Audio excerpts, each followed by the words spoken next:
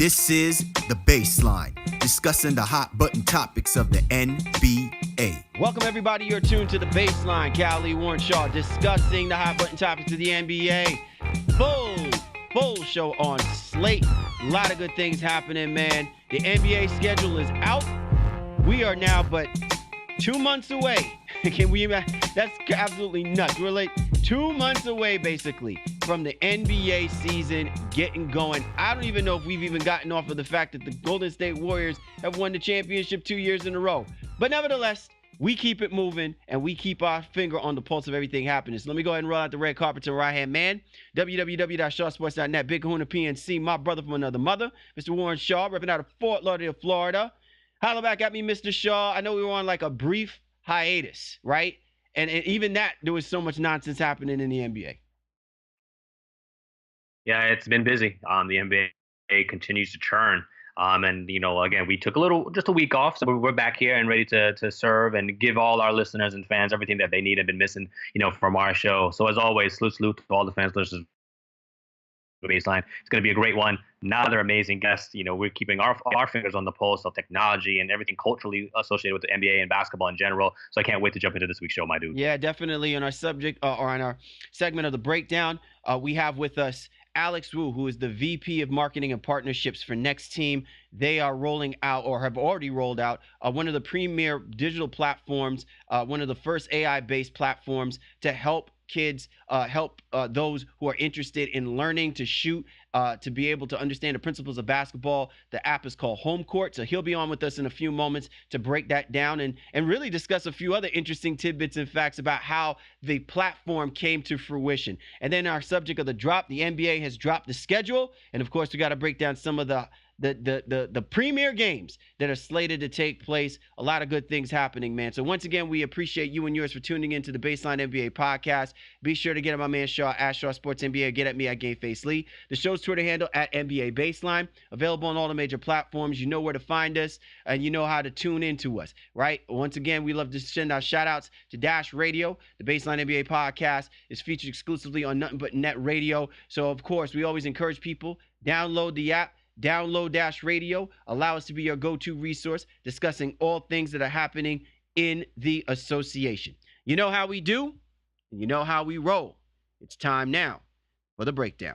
Time to break it down to the bone gristle. Time now for the breakdown. Callie Warrenshaw of the Baseline NBA podcast. And this week on the breakdown, we have a special guest.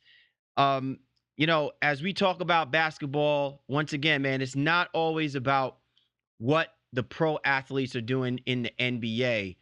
It's always about the game. It's about the culture. It's about the brotherhood, the sisterhood, the culmination of the sport. And we're just so elated to have someone who is helping to uplift the culture and the game and the sport of basketball in a new way. Probably many people may call it the millennial way, but it's just grassroots, fundamental, understanding the game and enhancing the game.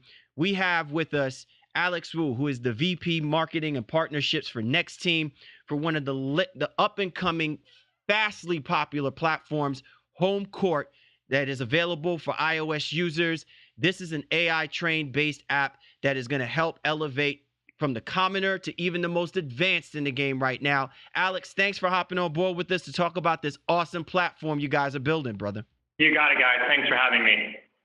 So, Alex, before we even jumped on to doing this interview, you brought up something very remarkable, which then just had me blank out about what I wanted to first initially ask you. I'm just going to go ahead and ask you this right now. You had mentioned before we jumped on that you have not just a team of people in the Bay Area working on this particular platform, but you also have a team out in Hong Kong. So just in the particulars, can you talk to me about what the tone, what the feel is like, the elation is about basketball, how it's being celebrated, and how your team is helping to do that through this particular platform called Homecourt? Yeah, that's a great question. So yeah, our initial founding team actually all got to know each other in Hong Kong in college, and they had sold their first company to Apple over, I want to say 8 to 10 years ago now. But the story is that when they first started the company, their first company, that they played basketball. There was a court outside in Hong Kong, and they played basketball every lunch. It became part of the culture of the team. And then when half the team here moved to Cupertino, they continued to play. So I think it just goes to show how global language basketball is and how global a community that is. And we've been out in the market for maybe about a month now, and it's been amazing to see the reception, not just in the United States, but we have users in over 100 countries now, all over the world. And again, our app is only in English still for now, but basketball, that's not even the language that's being used in the app, right? The language is basketball. It's a game. And, growing up in Asia myself, I grew up in Taiwan before moving back here to the United States. And, ball is life there too. It's pretty crazy. And in Asia, especially China, other parts of the world, we have users we see in Iceland, in Tokyo, in Slovenia, and it's kind of it's pretty amazing to see how basketball is connecting all these different, on the surface, different communities together, but all sharing that same language of basketball and the love of the game. And I think it's obviously reflected in the company where you have half the team here and half the team in Hong Kong, but it's also reflected in how people are using the product all over the world. So as you mentioned that, I think it's great to give our listeners some insight as to, again, how you fell in love with the game. Who were some of your influences growing up and people that you work with? Who were the players and the teams that you were following that kind of got you involved and made you have this great passion and love for basketball in general? Yeah, so obviously, I think for a lot of international kids who grew up, I think the person that comes to mind when we were growing up in the 90s is obviously Michael Jordan. But I love basketball since obviously in the U.S., but also in Taiwan. And then when I was actually born in New Jersey, so I was a big Nets fan, watching, the Kid, Kenyon Martin, Richard Jefferson, and a few other players that come to mind there. Make those runs. And obviously, as a Taiwanese person, I think a lot of Taiwanese people feel this way. But seeing Jeremy actually in Linsanity, not too long ago. That really come to fruition. If you were to ask me as a kid, would I ever see a Taiwanese basketball player become a starting NBA player, I would not have bet on that. And so that was actually extremely inspiring, I think for a whole generation of players, especially of players who come from Asian descent, to kind of see somebody that looks like them, playing at that high level. It's very aspirational. And so I felt that was really, really powerful as well. So if I had to choose kind of those big, few big moments that really kind of inspired a love for the game and love for basketball. One is obviously Mike and seeing how his commitment to obviously his work ethic, but his competitiveness, his love for the game manifesting in his play, and seeing somebody like Jeremy, again, showing how global the sport is. I think those two events are really the things that come to mind for me. Alex Wu joining us here on the Baseline NBA podcast as he is unleashing, him and his team is unleashing a new wave of improving the game for the basketball savant through the first AI-powered basketball app called Homecourt. Be sure to check it out on Instagram at Homecourt AI. Alex, one of the things that myself and my partner Shaw and I, we've basically have really appreciated the evolution of the pro athlete and the intuitiveness of how they recognize where their brand lies, especially in the modern age of not just the U.S. economy, but the world economy. Mm-hmm. Guys like Steph Curry, Andre Iguodala, Kevin Durant, LeBron James, those guys are the spearheads. But there are also other players that are out there that are catching on. And it's really impressive when I read the press release of how you guys were able to secure the capital in order for you to launch this platform. Talk a little bit about what that experience was like to be in front of the guys like the Steve Nash's, Hall of Famer, Jeremy Lin, obviously one of your, idols, Sam Hinkie. I had an opportunity to sit and talk with him in NYU in a class that I took during the summer. Mhm. And as much as he gets badmouthed as being not a good GM for the Philadelphia 76ers, I had a lot of respect for him because there was a method to his madness. It's just the same. He didn't get to see it to fruition. So all of that considered, what was that like to stand in front of these guys who are at the cornerstone of how we're looking at today's NBA right now? Yeah. I think first and foremost, we're so humbled to have kind of these groups of this team, if you will, of kind of the highest level of basketball, believing in what we do and wanting to be on this journey with us, and we don't take that for granted. Obviously, all the folks you mentioned, Steve, Jeremy, Sam, and Mark Cuban as well.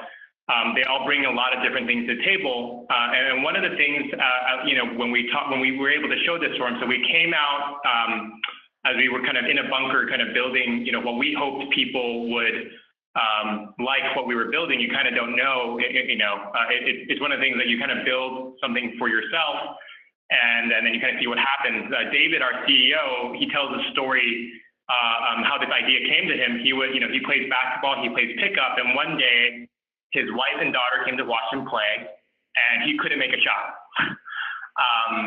And he had this idea, like, well, probably won't be able to get my wife to come watch me again, but if I'm able to somehow use something I carry with me all the day, like my phone, to understand the game and just automatically make highlights, she might be able to watch that. And not make her watch a 30-minute game, right? And so that's kind of where the genesis was, and that was like the personal kind of challenge that kind of became Homecourt, if you will. But we were building that, and you're kind of solving something kind of locally, and you're like, hey, maybe other people can find value out of this too. So we're building it for a while. We're able to kind of demo it at the MIT Sports Analytics Conference. And that's where we actually met a lot of these folks. So Sam, Jeremy, Steve, we're all there. I think what really spoke to them in a lot of different ways, and for Steve and Jeremy, for example, who are, obviously elite athletes themselves, our app is really focused on the work. It's the work that, a lot of people watch the games, but the reality is that only, 10%, 20% of the basketball that actually happens every day, right? Tons of basketball happens when people aren't watching. So listen, very eloquently put, right? But you kind of just glazed over. So yeah, we just ran into Jeremy and Steve and Sam Hinkie at a conference. Yeah. Listen, but seriously, how do you guys kind of get in the door with that? So the process is amazing, obviously, but how do you go and say, okay, get these guys to actually listen to it? How do you get in the room? Sure. So I think a few things, right? Sam is obviously now he's in the Bay Area. He's lecturing at Stanford, so we were able to get connected through him through a few professional acquaintances. Jeremy and I actually known each other for a while. We used to play basketball in Palo Alto when I first moved out here to Church Lake. He was still at Harvard at the time, and so there was a connection there. And at the end of the day, obviously, you get the opportunity. Somebody vouches for you, you get an introduction. But end of the day, it's like basketball, right? Like end of the day, all that really matters is your game, and the product, and I think the technology ended up having to speak for itself. And I'm sure like you can imagine, all these guys get tons of these requests all the time, and I think end of the day, the product and technology, I think, has to speak for itself. Your game has to speak for itself, right? And so. And I think we're able to do that. And so, I think we're lucky to be obviously here in Silicon Valley, where a lot of that stuff happens. But you still gotta play it, and I think we were able to do both. Alex, for joining us here on the Baseline NBA podcast.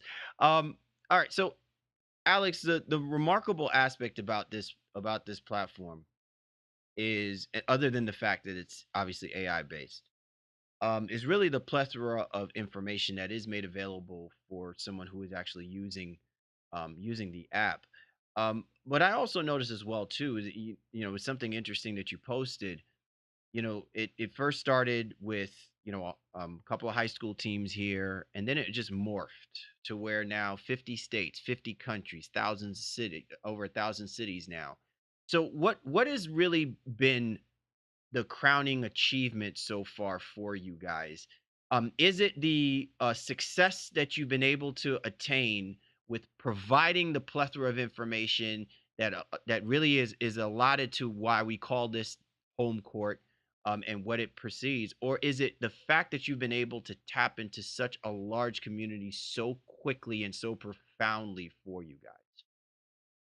Yeah, it's a combination of those things, right? And I think we've been obviously pleasantly surprised and humbled by the reception. I think there's almost, when we're building a product, there's almost so much validation you can do early on. So obviously we reached out to a lot of teams here in the Bay Area because they were local to get feedback, and we got very positive reception from those. Okay, oh, girl, okay, so maybe we have something here. But it's kind of when you release it to the world, you did as much as you could to try to find evidence that you built something that people that will meet a demand somewhere, maybe untapped. But you kind of never really know. And I think so. Just seeing people use it, get value from it every day has been amazing. Obviously, at the growth that we're seeing, it's also been really, really fun. But I also don't want to overlook kind of the human connection that I think we what we see every day is like when you see a father use it with their son or their daughter, and they're like, and David uses it with his daughter is like 7. They put up shots together. But you're kind of creating those environments or those opportunities for kind of real human connection. And that's sorry to interrupt you, Alex, but that's what I wanted to get at, for especially for someone in your position. You're a perfect person I wanted to ask this about. Was how has this made it easier for you to take something as organic as the understanding the principles, learning how to shoot the basketball, understanding certain principles of basketball through this application? Or like, most other apps that are usually introduced, out there in the, in the iOS world, has it been more so about how you strategically market to sell? And I don't use the word sell like I'm cheapening the idea, but I mean, it's a business. So obviously the intent is to sell them on the advantages of having an app like that. Like for you and what you've seen and what you've experienced, has this been more organic, the word of mouth of people really taking advantage of such a quality product like this? Oh, absolutely.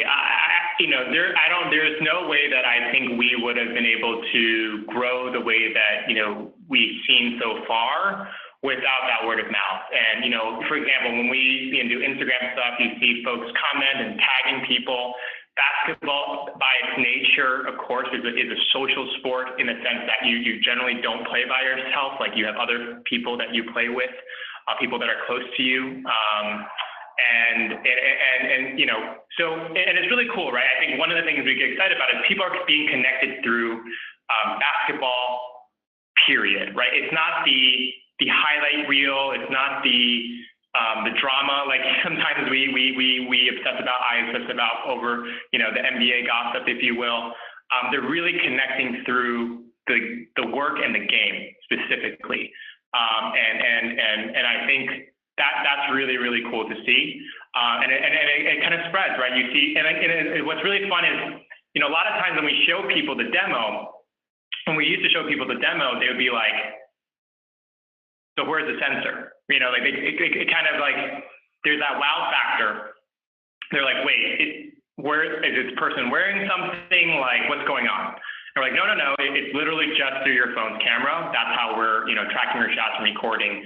And there's that wow factor. And when you have that, when you kind of create that little wow factor, a little magic, if you will, people want to tell other people about it. I remember the first time I did it, I went home to my fiance and I was like, babe, like, this is one of the most amazing things I've seen. And I reached out to 5 other people to tell them about it too, right? When we first got the prototype.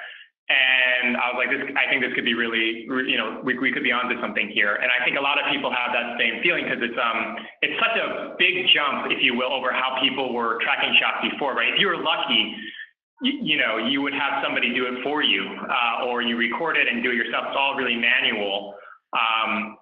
And I think that really catches people by surprise. And when you do that, it creates some, room to kind of want to tell other people about it.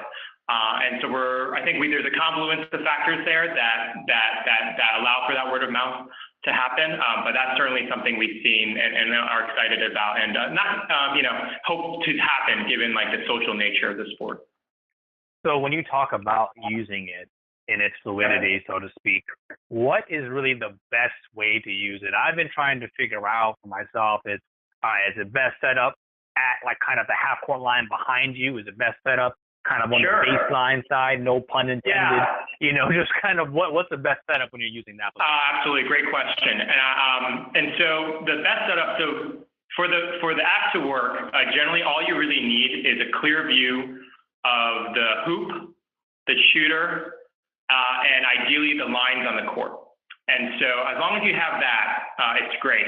So you'll notice in a lot of our videos that we try to model this by putting the phone around the half court line at a 45-degree angle. It'll work in the middle as well, but generally speaking, like other people might be using other half of the court, so it creates some risk that it might get knocked over. So generally off on the court, on the side, 45-degree angle, capturing the court lines, the player, and the hoop. And actually, we've seen a lot of players use it in their backyard hoops as well. Obviously, you don't have any lines there. In those scenarios, we actually can superimpose the court for you. So even if you don't know you're making, if it's a 2 or a 3, we can tell you. But obviously, in those conditions, it's a little bit different. But the whole point is that it should be as easy as possible. So there's a general area where, as long as we can see those 3 things: the hoop, the player, and the lines on the court, it should work in most scenarios. Alex, one of the things that I find remarkable is how quickly this has all kind of come about. Mm-hmm. We're at a state now where everybody is completely enamored with the shot. And it almost seems like the demand for your product falls right in line with the Steph Curry hopefuls, with the James Harden hopefuls.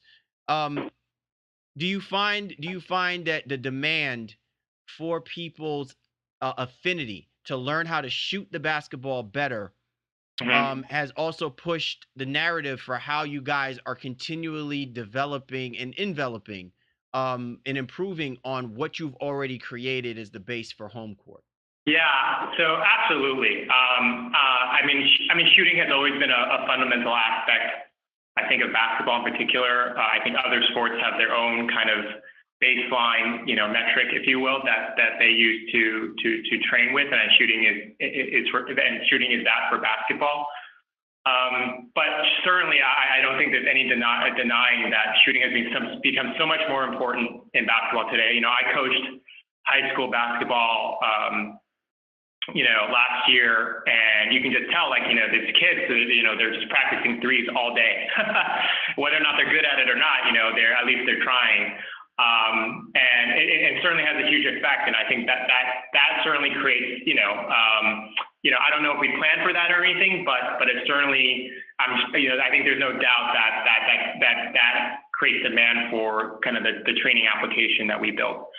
I think in addition, when people first learn about playing basketball, at least for me, when I remember growing up, it's like maybe you learn to dribble a little bit first, but that first instant feedback you get when you see the ball go through the net is very unique to basketball, I think, right? In soccer, very rarely do goals happen. Hockey, similarly, baseball, maybe hitting the ball, but you don't see it run for a while. But in basketball, there's a very instant feedback that you get from seeing the ball go through the net. And I think, we hope that, that's something that when you work with kids, that they capture it. They're like, David talks about this all the time with his daughter. Like before they go to bed, she wants to review her shooting videos because she likes seeing the ball go. I want to see my streak. And so there's part of that, right? That instant feedback is motivating. You want to see it happen more. You know, as shooters, you always want to see the ball go in. It makes you feel a little bit better, more confident. And I think all those all those factors coming into it make a huge difference. And obviously, you know, with the rise of Steph Curry and, like you said, James Harden, young players are looking at those folks like we did with Michael and others as kind of like the role models for how they should develop their game.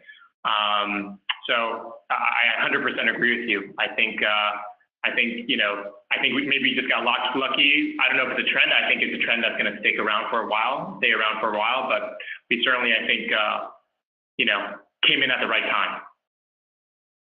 So a couple more to let you get out of here. How does this now, is there a way with the app to, I guess, compete against others?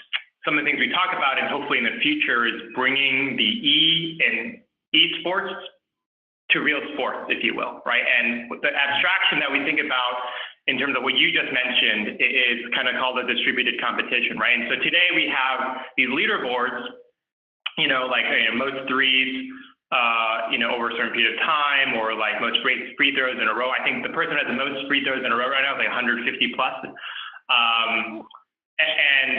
But it's, people all over the world are on that leaderboard, all over the United States. And so using that as a foundation, we have this little beta feature right now that we're testing. It's called Challenges. And it's kind of along the same concept. And so what happens when, I play, some of my guys I played basketball with in high school are living somewhere else. And now I can challenge them to do something with me in the app. And because there's video proof, you can't cheat, right?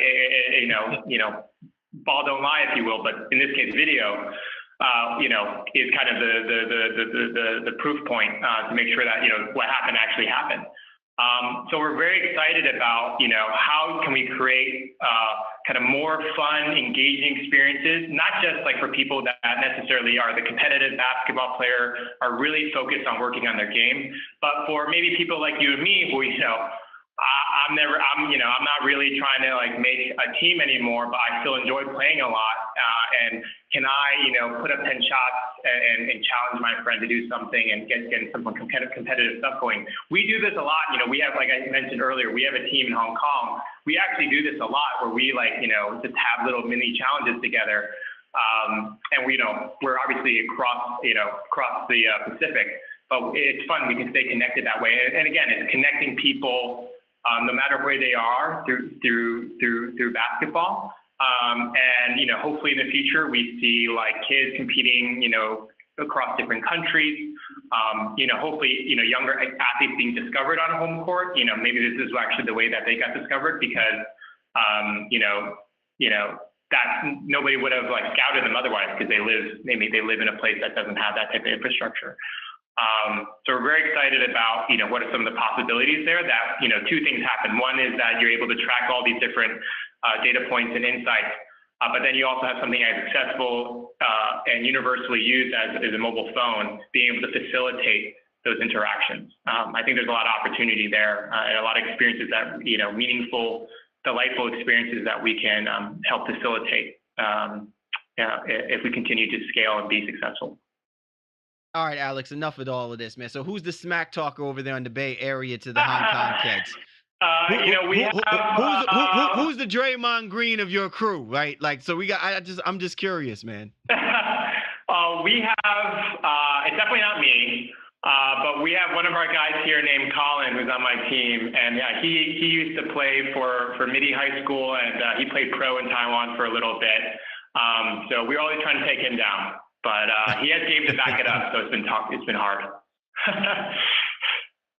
All right, so last one for me, Alex, man, we really appreciate the time, brother. But, when are the others going to get an opportunity, us non-iOS Apple folks, when is it going to come to Android and such so that we can also take part of it? Right now I'm having to borrow my girlfriend's iPad, man, but she's not about that. So, I need to be able to do my own thing.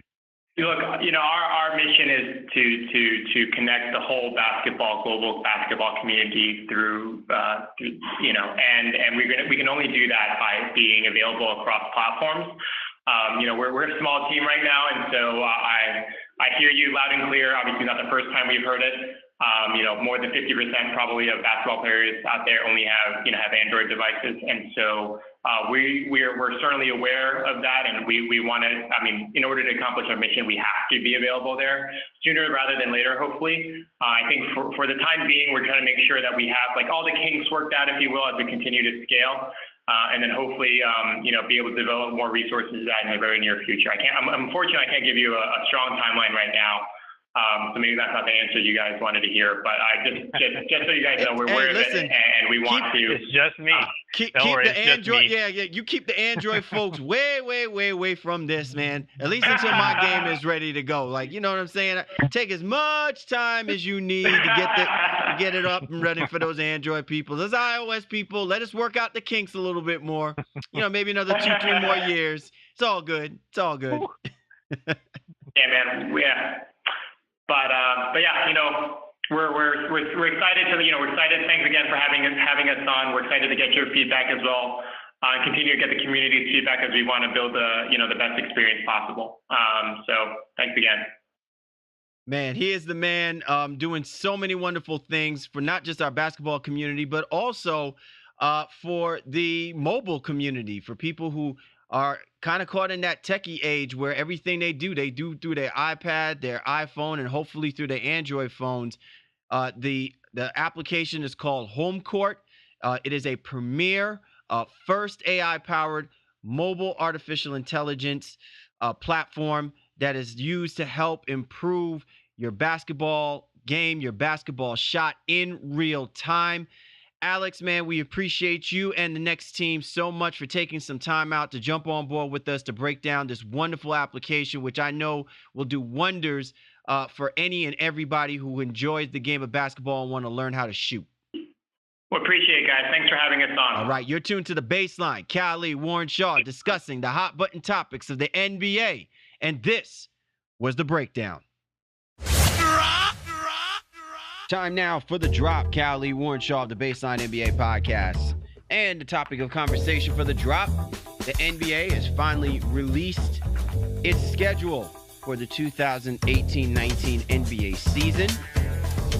A lot of good tidbits for us to kind of run through the tape, as our man Chris Webber would say, in his own elegant way of competitive banter. And look, I think it's great that the NBA is continually evolving, Shaw, as a brand, that it allows itself to continue to broaden and stretch out, the visibility of the game. The idea that we may not have to wait, 4 months before an NBA season begins. There was a time when an NBA season practically didn't begin until sometime in like November. And now we're talking about like the second week of October, a time frame in which normally we would still be in preseason games, that the first NBA game or NBA tip-off officially, unofficially will take place. And, it's great, but I do kind of preference the caution. It's how long do we continue to ride that wave? Because then it's really adding more pressure that they're going to have to make sure that they highlight some really quality basketball games for people who want to see the NBA start this early, because you're still in the mix of MLB playoffs. The NFL is obviously going to be is going to be in full effect at that point, like getting its legs underneath them. So to me, it leaves very little room where they can, again, compete against the other major sports genres. But at the same time, if they don't get it right, you could actually lose momentum with the popularity of the anticipation of the season beginning. I think in some ways the NBA is just trying to make sure that they appease their base, and more so their players. We all know the schedule release happened early last year. Well, not the release, but in terms of they pushed the season, it started earlier last year as well too. And all of that so that it could stretch it out, so that it could be more rest and less back-to-backs and things of that nature for these players. So I think they understand firmly their place in the landscape of sports, where you're right, MLB, World Series, all that stuff, playoffs will be taking place middle of the NFL season in some degree as well. And they know NBA understands that they really kind of take over like from Christmas and kind of on, especially after the Super Bowl. So I think with them doing what they did right now is really just about making sure that they can get the requisite rest that all their players and the coaches and everybody needs with practice time, all that, although it does start earlier on the front end. All right, so let's go ahead and get right into it then, right? So October 16th, TNT obviously is going to have their hand in the honey pot, the featured game to help open up, the floodgates of the NBA season. Philadelphia 76ers at the TD Garden taking on the Boston Celtics. Listen, the Celtics and the 76ers provided us with must-watch basketball because this was the opening of the post-LeBron era. No matter what LeBron James was going to do, I think we all read the writing on the wall that the NBA's Eastern Conference future mightily flows through what happens with the Philadelphia 76ers, the Boston Celtics, and, now obviously with the change with the Toronto Raptors, you kind of throw them in the mix. But these two teams are the centerpieces for how we're looking at the excitement that's building up for what's going to be a very high-octane, talented Eastern Conference battle throughout the season. Yeah, second in a row for the Boston Celtics being the opening game of the NBA. Last year, obviously, that unfortunate event with Gordon Hayward in Cleveland, but now they get and let's not jinx that either now. Let's not jinx any of that. Okay? But they're home, and again, in their friendly confines of TD Garden against what is likely to be their rival for the next upcoming, 3 to 5 seasons at least, in the Philadelphia 76ers. So great honor for the Celtics, great honor for the 76ers as well, too, to begin opening up NBA basketball this season. All right. So one of the other highlights that I think was talked about, and it was really well pointed out by USA Today and their assessment of the schedule. It's very interesting, Shaw. The Los Angeles Lakers will have more primetime TV televised games than the defending champions, the Golden State Warriors, which I then pose a question to you. Are we getting to a point where it really still is about it being about LeBron James, or is this in its own maniacal way, a strategic way of balancing out the monotony that has taken place where we were favoritizing, the Golden State Warriors over the last 3 to 5 years, where it's transitioning from their style of basketball to the players that represent that basketball team, to now where it's getting back to the competitive nature and the profile character, because I felt like that was something that got dissuaded because of LeBron James being in Cleveland and the Eastern Conference not being adept to being as competitive as it would be in the Western Conference. Are we seeing the magnitude of this now kind of unraveling about how the Los Angeles Lakers, now having LeBron James, can open up a new way of televising these type of games by diminishing the status quo with the Golden State Warriors not having as many primetime games on television? I mean, I think it's to me, it's a matter of semantics in some ways. It's 3 more games the Lakers are on. It's 43 to, I think, to 40 for Golden State. So it's just still more than a heavy dose of both of those teams. You're looking at Golden State, almost half of their schedule is nationally televised, and the Lakers, more than half of their schedule is going to be televised. And I think they have an added bonus because the Lakers, just their overall fan lore is still one of the greatest in NBA history, greater than that of Golden State, despite their recent run in dynasty in the NBA. The league just kind of capitalized on what they think is going to get them revenue. I don't think it diminishes Golden State in any way, shape, or form because they're still on 40 times. But with the Lakers, especially having almost, you have to put on those 2 games when he plays Cleveland, one in Cleveland, and obviously when Cleveland comes to LA. Those are 2 extra games that just kind of have to be on the schedule when it comes to Lakers being televised. And then again, they're relevant now. So you're going to just see a lot more of that. Both games versus Celtics will be televised, all that type of stuff. So rivalries renewed in some aspects. The NBA just doing what they can to try to continue to make money with both of these great franchises. Does it concern you though, Shaw, that the last 2 MVPs are still so even though the Houston Rockets and the Oklahoma City Thunder are very much still high up there as far as games that are being televised, the fact is that LeBron James, still has the most games, but you have James Harden and you've had Russell Westbrook, who have been the MVPs over the last 2 seasons, that they're not being accentuated, in the same breath, so to speak. Look, I know that there's a ton of games that are being said. I'm just saying, as far as the marketability factor of validating an MVP and why people should want to see these guys come out and play basketball, does it become somewhat of a concern in in the grander scheme of things of how we continue to promote the NBA based on the way that they're scheduling this out? Yeah, and not to me. I feel like again they're just on all of them so much, and there's still ways to access these games if they're not on your national ESPN or ABC franchises, so to speak. And I think with Westbrook and Harden again being the most recent MVPs, they're interesting stars. They're not quite as marketable as LeBron is, or the Golden State is as a package, and that's not to take anything away from them, because Westbrook has a tremendous following. Harden maybe even more so. But I feel the NBA has said they're just going to go where they know their money is with the Lakers and obviously go and stay in the dynasty. All right. So now, one of the interesting tidbits to throw about regarding the schedule: for the first time in league history, there will be no stretches in which teams will play 8 games in 12 days. Look, I was one of those kind of guys. It's always a great little tidbit to really talk about the teams. Fortitude and their ability to get past adversities, like playing a stretch amount of games within a certain amount of days.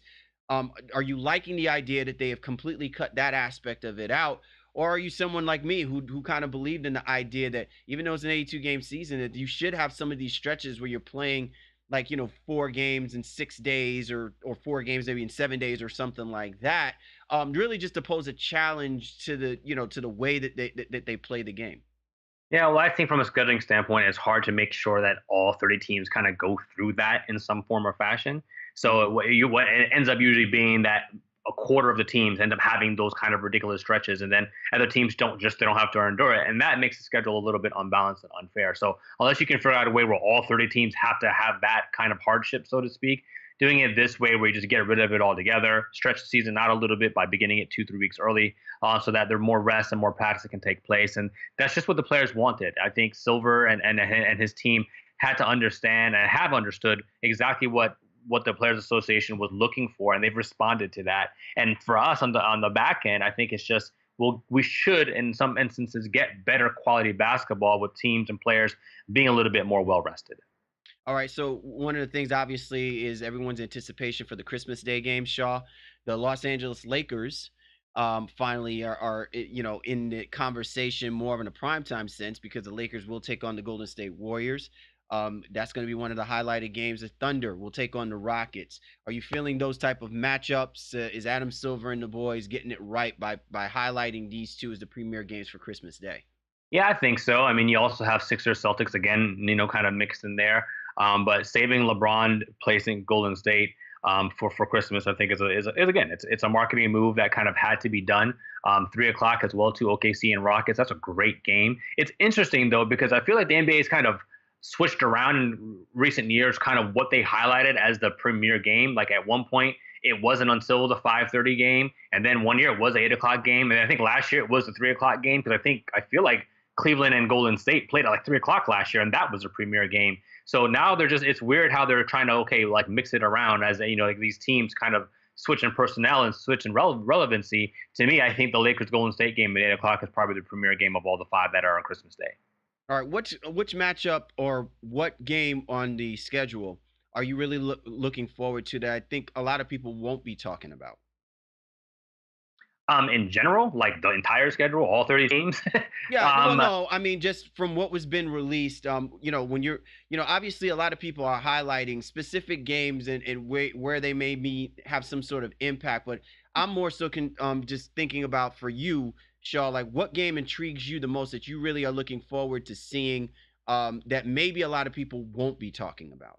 all right. Well, when you put it that way, I think when you're looking at a game that people aren't really paying attention to, I'd probably say I give you two. Maybe Gordon Hayward coming back to Utah. He obviously was injured last year, didn't get to do that. I think that takes place in early November. And Blake Griffin coming back to LA.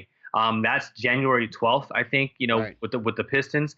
Those are because it happened last year, and people don't really remember it. So it's not at the forefront of people's mind. Everyone's going to be talking about LeBron, Kawhi, and DeRozan and their returns, et cetera, et cetera. But if you're looking for some of those under the radar types of situations, I always kind of like return games and just, kind of what it means for that player and to even to the organization to see how those players themselves are even honored or dishonored, I think, in some cases when they return to their former teams. Well, for me, what I'm looking forward to is the Sixers taking on the Utah Jazz. I mean, we under our own way through the media, we highlight some of the things that I feel like help to kind of give us some focus about what we should be looking forward to, especially the dynamic between Ben Simmons being named the Rookie of the Year and Donovan Mitchell, who a lot of people felt like he should deserve to be the Rookie of the Year. And this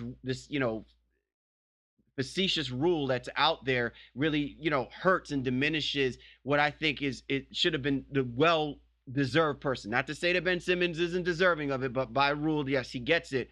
But I would love to see this type of matchup because I think a lot of people again are sleeping on two upcoming talented players that I think are going to be the face of the NBA. When LeBron walks away from the sport. So that to me is definitely a matchup that a lot of people I don't think are talking about. And maybe to some degree we may play it up some because I think a guy like Donovan Mitchell, a guy like Ben Simmons take to heart the idea of them being competitive and being on prime and being on some level of primetime television, competing in that kind of way, even though they're not in the same conferences. The other one that I really think is going to be interesting, and I think it throws away from what we had seen in the last previous seasons. Remember, the beginning of the season always opened up with the Golden State Warriors taking on the Houston Rockets.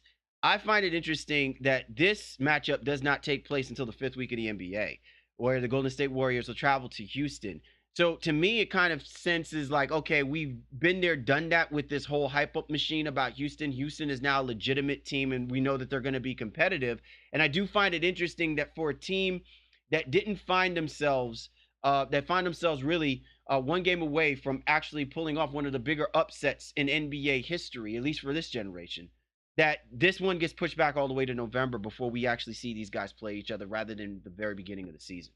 Yeah, I mean, I think it is an interesting decision for sure that the NBA has decided to make the schedule maker specifically, because you would figure, with how close Houston was, they could very easily hamstring away. I think we said it like 4 or 5 times in recent shows.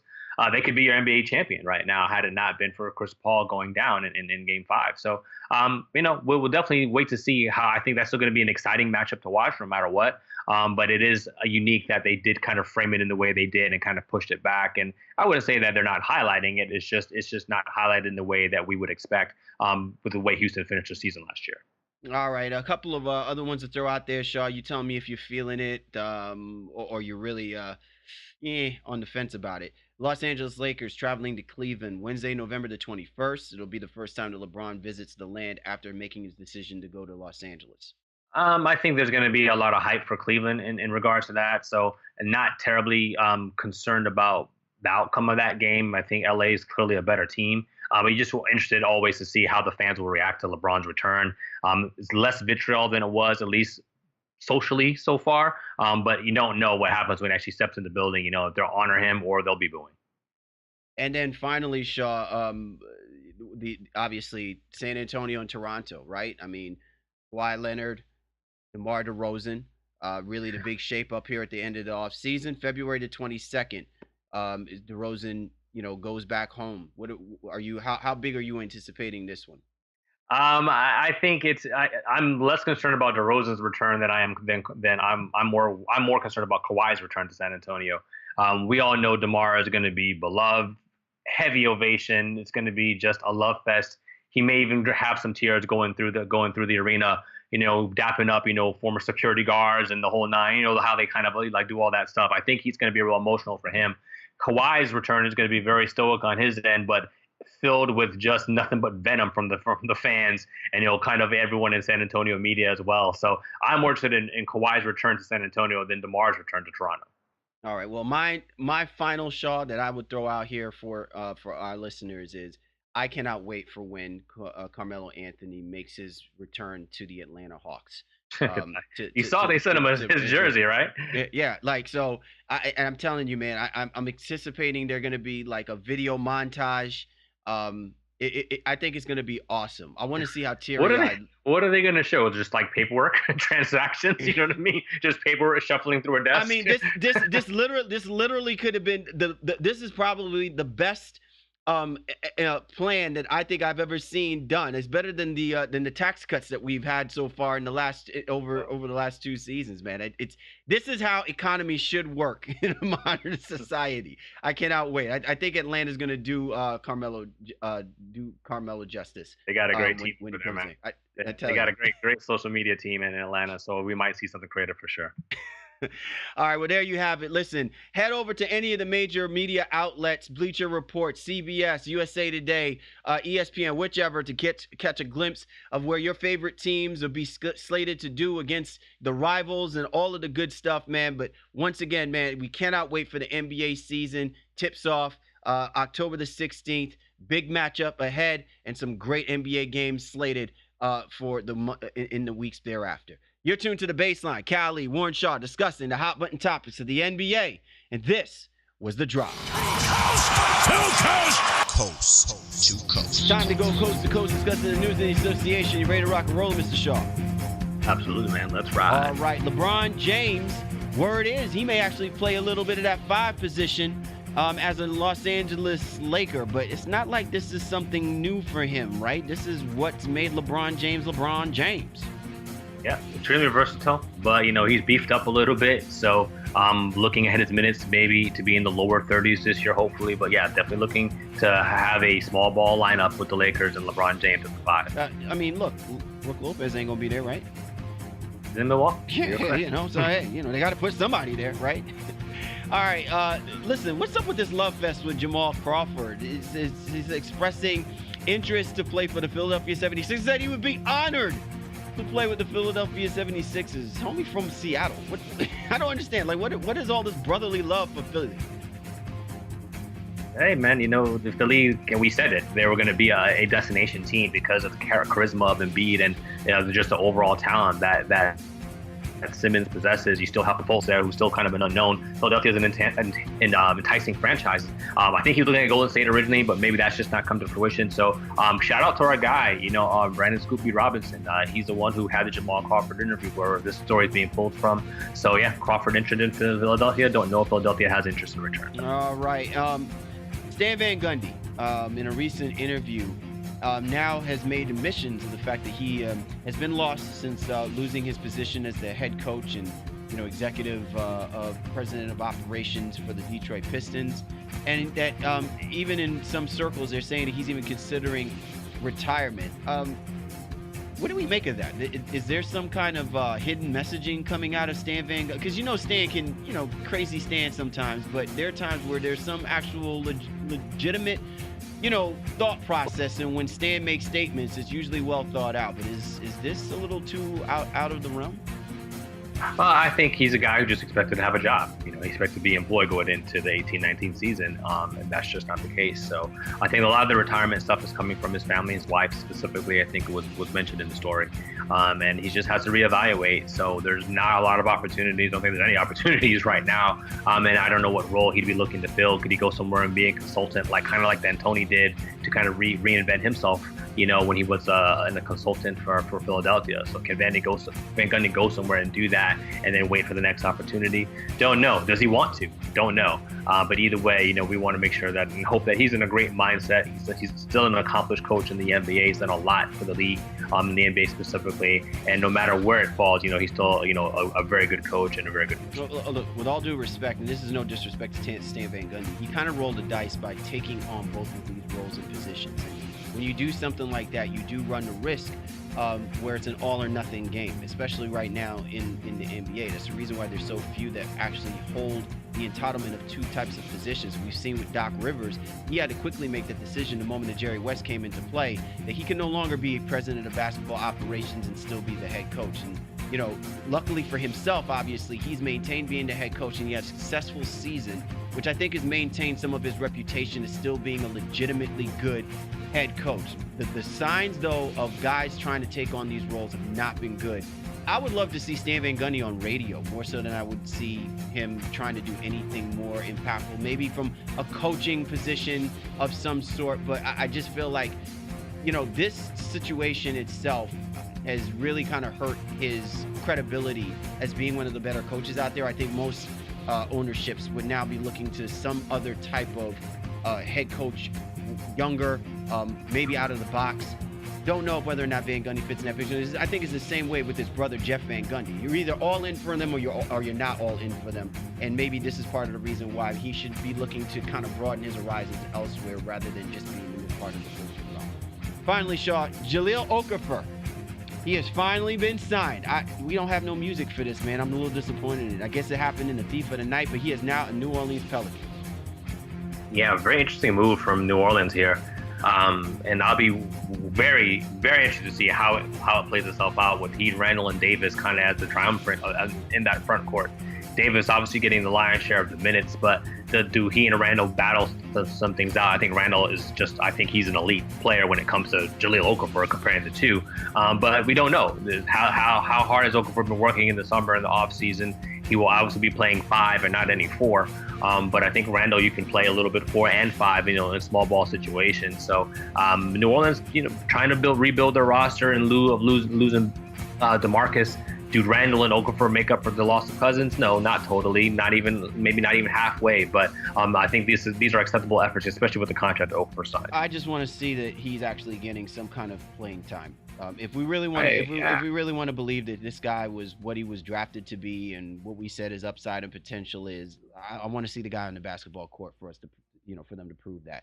And maybe Alvin Gentry is that type of dude. He can do that. And I think one good thing as well from this is that if Okafor stays healthy, he's going to see minutes because they have to protect Anthony Davis. Anthony Davis never comes out 100%, beginning and ends of seasons, and clearly they leaned on him throughout the whole course of the playoffs. The team again has changed the dynamic once more, which means they may lean heavily again on Anthony Davis, which makes him susceptible to injury. And you just need as many big bodies out there to at least stave off the idea that you got to run him ragged. So we'll see what happens, but hopefully he actually gets some legitimate run that we can finally make an assessment of whether this guy should have been in the NBA to begin with.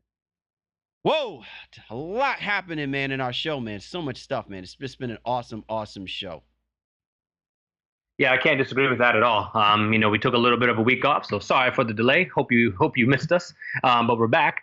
And I think, we had to go ahead and dive through this just plethora, this mountain of content. So great show, man. I appreciate it. Hope our fans and listeners appreciate it as well. I can't wait to get back into the driver's seat next week, brother. Most definitely. So once again, we'd like to thank our special guest, Alex Wu, VP Marketing and Partnerships for Next Team, for sitting down with us and really helping us open our eyes and keen in on one of the more up and coming and successful platforms that's going on right now, which is Homecourt. Once again, we encourage people to go ahead, if you have iOS, an iPhone, iPad, to check out that application. If you're interested in helping your son, your child, any of your students, NBA players, even themselves. I mean, we know a few who probably can use this tool themselves, but it is a great platform to help you keep track and also coach you on the principles in shooting the basketball, learning the fundamental things through